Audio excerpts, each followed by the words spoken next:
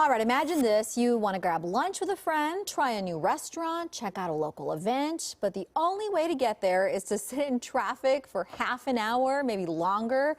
Very relatable. Yeah, absolutely around here. You know, our big sprawling cities can be full of exciting things to do, but studies are showing that car-dependent metro areas like ours are actually bad for our health. So to learn more about this, we've gotten the chance to speak with Vox reporter Muizz Akhtar, who wrote about this. Good morning. Good morning, Marianne Bill. Great to be with you. And Muizz, it seems like the reason you wanted to write about this goes back to your college experience and then moving back home to Houston after college. So tell us about that a little bit. Yeah, so I grew up in Houston, Texas, and it's the poster child for urban sprawl. You can't bike or get around anywhere, especially in the outer suburbs where I grew up. If I missed my school bus, that'd be an hour and a half walk home. And that just kind of seemed normal to me. And then when I went to college and I spent most of my time, walking from classes to the library to a dining hall, I could just meet people, and including friends and people I didn't know, so easily without even having to get into a car. And then that just blew my mind. And then when I went back to Houston, I just had to start commuting everywhere. Sometimes my commutes were like an hour long, just one way. It really got to me, why did we build cities this way? Why did we make it so hard to connect with each other? And that's kind of has led me to thinking more about this. I've been writing this article. All right, so Seattle, certainly a lot more bicycling friendly, but a lot of people live out in the suburbs. So we share a lot of those same challenges here in the Seattle area. What are we learning about how that affects us mentally when we live in sprawling, large urban areas?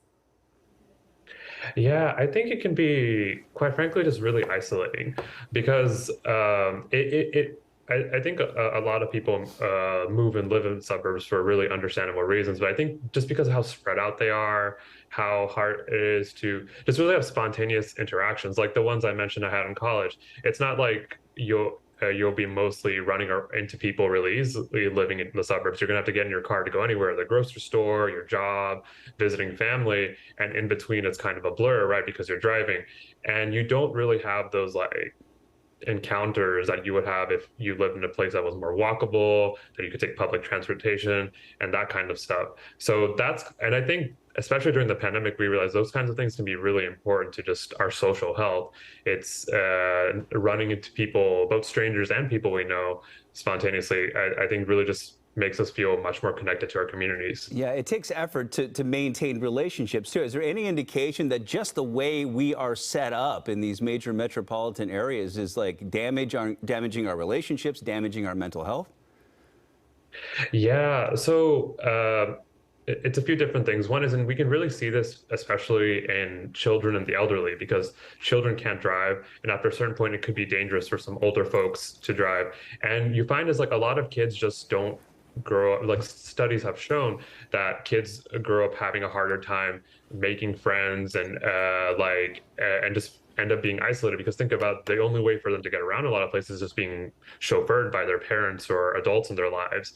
And the same for older folks. If you live in a suburb, it's just hard for you to, as a study participant in one of the studies I read, said it's just hard for them to hit up the mall, hang out with their friends, and just do things that seem really intuitive and really essential to us, right? Just something as simple as going to the movies, but you just can't do that without a car. You can't do that if you don't have that. And I think that affects us in more broadly in a lot of ways too. If you just don't have that ease of access, and everything involves you getting behind the wheel, then I think it can, studies have shown it can really lead to isolation.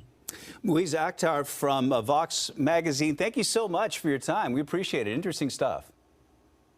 Thank you so much for having me. Y'all have a great one. And you too.